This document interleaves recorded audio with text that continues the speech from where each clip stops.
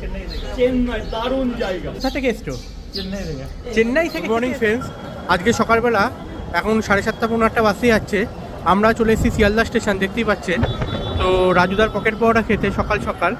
তো চলুন আমরা যাই শিয়ালদা স্টেশনের থেকে রাজুদার পাওয়াটার দিকে গিয়ে আপনাদের ওখানে দেখা হচ্ছে। দেখছি রাজুদা আজকে ওখানে বসেছে কিনা, আর বসলো সেই পাওয়াটা। আজকে সকালবেলা রাজুদার পকেট পাওয়াটার সামনে চলে এসেছি সকাল সকাল। আর এখানে দেখো রাজুদা দাঁড়িয়ে আছে, এখানে সব ভিড় হয়ে গেছে। রাজুদা এখানে পাওয়াটা টিম দিয়েছি। কোথা থেকে এসো? মণিপুর, থাইল্যান্ড।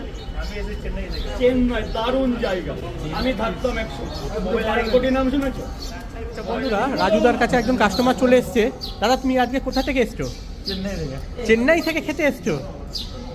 তা আগে কোনোদিন রাজুদার পকেট পাওয়াটাকে ইউটিউব, ফেসবুক এইসব জায়গায় শুনেছো, তাই তো? শুনে খেতে মোবাইলে দেখে এসছো, তাই তো? তো ওই রাজুদার পকেট পাওয়াটা তো ওই প্রথমবার খাচ্ছ নাকি আগেও খেয়ে গেছো? প্রথমবার। খেয়ে কেমন লাগছে এবার বলো? খুব দারুণ। দারুণ লাগছে, তাই তো? অন্য জায়গায় তো পাওয়াটা খেয়েছো, এই জায়গায় পাওয়াটা কি অন্য জায়গা থেকে সম্পূর্ণ আলাদা, তাই তো? এরকম পাড়াটা কোনোদিন পাওয়া যায়নি কোনো জায়গায়। এরম পাওয়াটা কোনোদিনও পাওয়া যায়নি।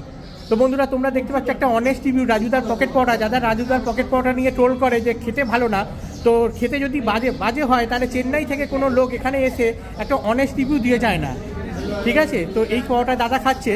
তো তোমরা মুখ থেকে শুনলে দাদার যে পাওয়াটাটা কিরম খেতে, এবার তোমরাও কমেন্ট করে বলো যদি রাজুদার পকেট পাওয়াটা তোমরা খেয়ে থাকো যে তোমাদের কেমন লাগে।